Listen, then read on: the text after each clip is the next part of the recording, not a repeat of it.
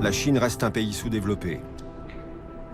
Son poids industriel, culturel et technologique est négligeable. Son rayonnement et sa grandeur demeurent une utopie. Et contrairement à la propagande, Mao n'a pas donné un bol de riz à tous les Chinois.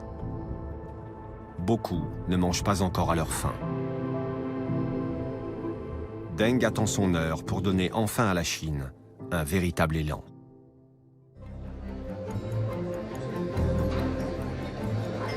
Indispensable, il revient au gouvernement après la chute de ses ennemis.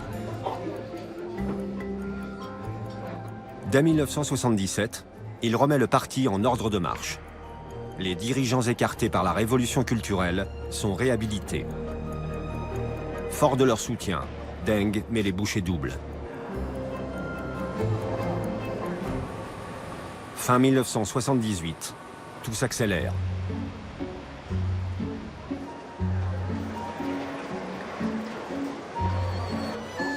En quelques semaines, la Chine que Mao tenait verrouillée depuis 30 ans s'ouvre enfin.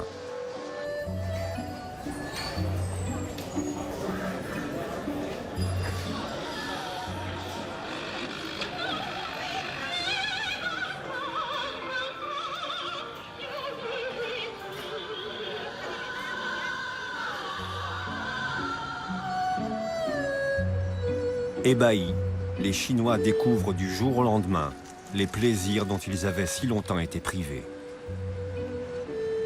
Un vent de liberté souffle sur tout le pays. La Chine sort de sa réserve.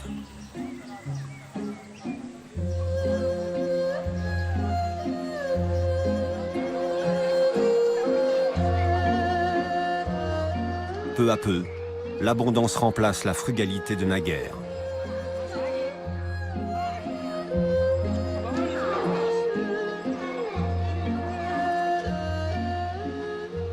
La production destinée à l'exportation balbutie ses premiers mots. Mais ce n'est qu'un début. Bientôt, cette libéralisation imposée par Deng agit comme une lame de fond qui stimule l'énergie de tous les Chinois. La jeunesse, durement éprouvée jusque-là, retrouve la parole. Maintenant, nous croyons à l'efficacité. Autrefois, nous étudions la politique, mais nous n'avons pas appris beaucoup de choses, en effet. Vous êtes content de l'ouverture de votre pays? Oui, bien sûr. Nous sommes très contents. Surtout pour nous, nous sommes les étudiants qui apprennent la langue étrangère, n'est-ce pas? Est-ce qu'on aurait pu avoir une discussion comme ça il y a 2 ans?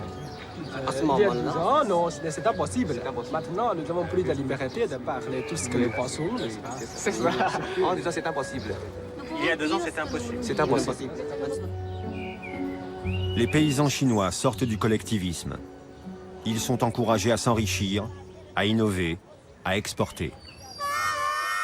Et pour que la Chine accède enfin au statut de puissance économique, Deng rejette une fois pour toutes l'idée qu'elle doit compter sur ses propres forces. Et il assume crânement la rupture. Fraîchement nommé à la tête du pays, celui que l'on appelle déjà le petit timonier se rend en Amérique. À ses interlocuteurs capitalistes, Deng dépeint la Chine populaire comme un Eldorado. 1 milliard de travailleurs à très bas coût, avides de se former aux techniques modernes et assoiffés d'un désir de consommation inassouvi. L'oncle Sam est séduit.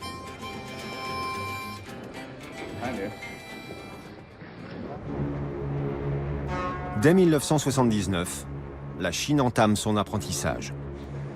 Comme elle n'a aucune expérience des affaires, Deng autorise les premières entreprises à capitaux mixtes à s'implanter. Les Chinois y apprennent les us et les coutumes du commerce international.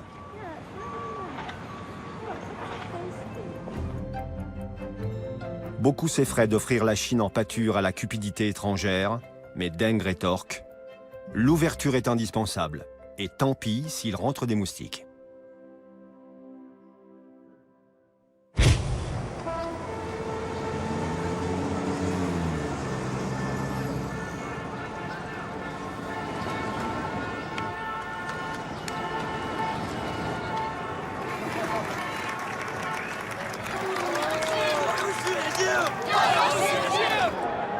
Dix ans plus tard, la Chine de Deng Xiaoping a pris le pas sur celle de Mao.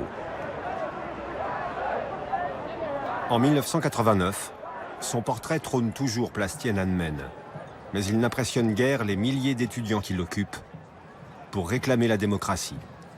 La presse étrangère n'en perd pas une miette.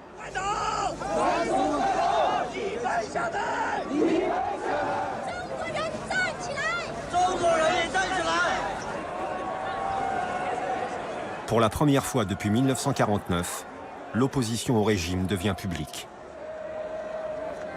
C'est la rançon de l'ouverture contrôlée voulue par Deng Xiaoping, car lui a tenu ses promesses.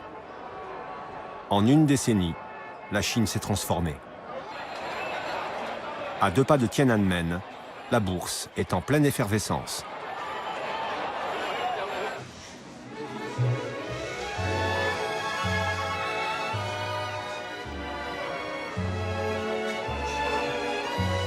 Pour honorer ses premiers millionnaires, de somptueux palaces au luxe tapageur se dressent.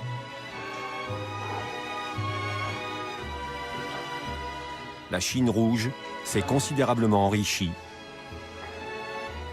Sa classe moyenne ne cesse de croître et le Made in China commence à conquérir le monde entier.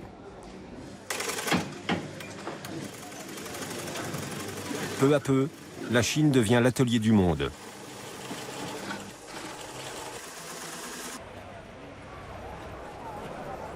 Des millions de paysans quittent la campagne pour tenter leur chance en ville, dans l'espoir d'offrir à leurs enfants restés au village un avenir meilleur.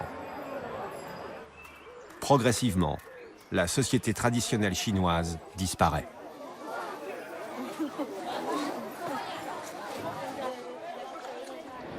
Le Parti communiste chinois entame aussi sa mutation. Les camarades troquent sans regret la vareuse à col Mao pour les costumes Armani, mais sans renoncer à leur rôle dirigeant. Ils soutiennent Deng Xiaoping quand il décide d'envoyer les chars écraser les manifestants de la place Tiananmen.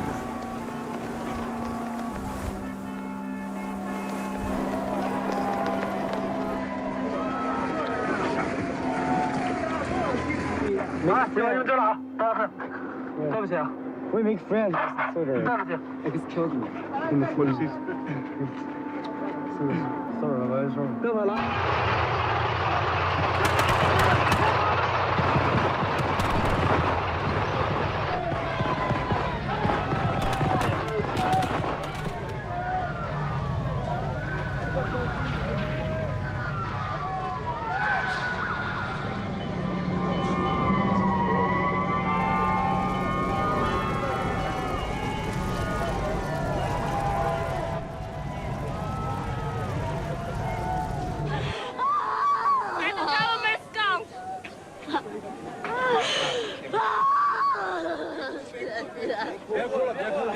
The China will no future. It is a black future for China. Alors que Mao cachait ses crimes, Deng les étale, quitte à affronter le regard désapprobateur de l'Occident. Il a sorti la Chine de son isolement, mais il veut que le parti reste le maître. Ce paradoxe est son héritage.